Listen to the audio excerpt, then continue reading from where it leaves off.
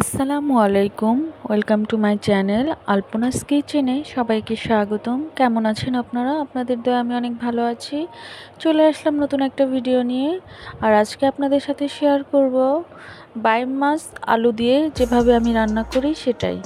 তো দেখুন এখানে আমি আলুটা কীভাবে কেটে নিয়েছি দেখে হয়তো বুঝতে পারছেন। আর আমি এখানে বাইম মাছ নিয়ে নিয়েছি অল্প কিছু পরিমাণের। আর আমি সেটা প্রথমে হলুদ মরিচ দিয়ে মাখিয়ে ভেজে নিব। আমি হালকা করে ভেজে নিব যেন মাছের টেস্টটা বেড়ে যায় এই জন্য।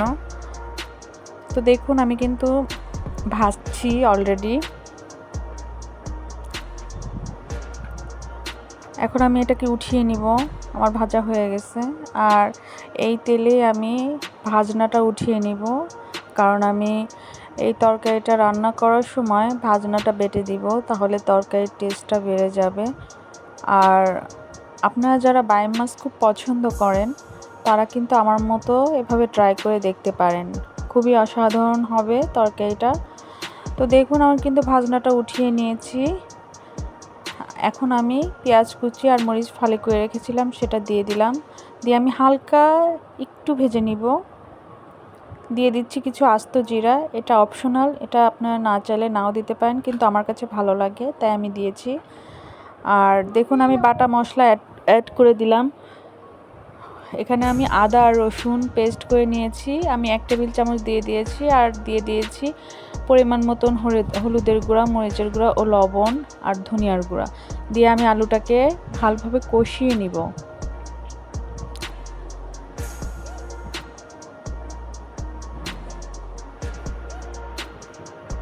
দেখুন আমার কিন্তু আলুটা কষানো হয়ে গেছে, তেল উঠে গেছে। এই পর্যায়ে আমি বাইম মাছগুলো যেগুলো ভেজে রেখেছিলাম সেটা দিয়ে দিব।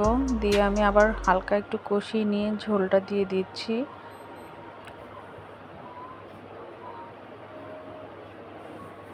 আর ওদিকে তরকারিটা জাল হোক আর এদিকে আমি ভাজনাটা বেটে নিব। তো দেখুন আমি ভাজনাটাতে 2টা ফলও দিয়ে দিয়েছি, মানে সাদা এলাচ, এতে ফ্লেভারটা অনেক সুন্দর আসবে তাই। দেখুন আমার মশলাটা কিন্তু বাটা হয়ে গেছে। আর এদিকে দেখুন ঝোলের পরিমাণটাও কিন্তু কমে গেছে অনেকটা। আমি এরপরও কিছুক্ষণ এভাবে জাল করে নিব। আমি তরকারির ঝোলটা আরও একটু কমিয়ে নিব, কারণ সব তরকারি ঝোলটা বেশি ভালো লাগে না। আবার অনেকে ঝোল পছন্দ করেন, তারা কিন্তু ঝোল করেও খেতে পারেন, এটা যার যার ইচ্ছা। তো দেখুন লবণটা চেক করে নিলাম, লবণটা পারফেক্ট আছে। এদিকে আমি মশলাটা দিয়ে দিলাম, ভাজনাটা যেটা আমি বেটে রেখেছি সেটা দিয়ে আমি আর অল্প কিছুক্ষণ জাল করে নিব, কারণ আমি তরকারির প্রায় শেষ প্রান্তে চলে এসেছি। কাছের এবং দূরে যেখান থেকে আমার ভিডিওটা দেখছেন সকলকে জানাই অসংখ্য ধন্যবাদ।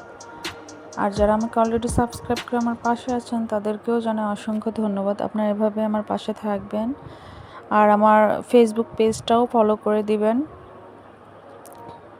আপনারা ইউটিউব চ্যানেলটাও সাবস্ক্রাইব করে দিবেন যদি ভালো লাগে।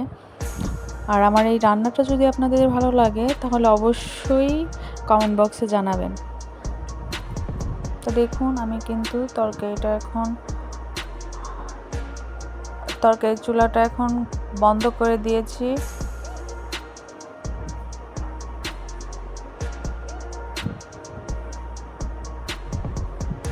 দেখুন আমার তরকারির কালারটা কিন্তু অনেক সুন্দর এসেছে, মাশাআল্লাহ, খেতে কিন্তু অসাধারণ হয়েছিল। আপনারা ভালো লাগলে এভাবে একবার হলেও ট্রাই করে দেখবেন।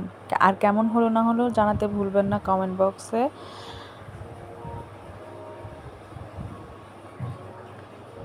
সবাই সুস্থ থাকবেন, ভালো থাকবেন।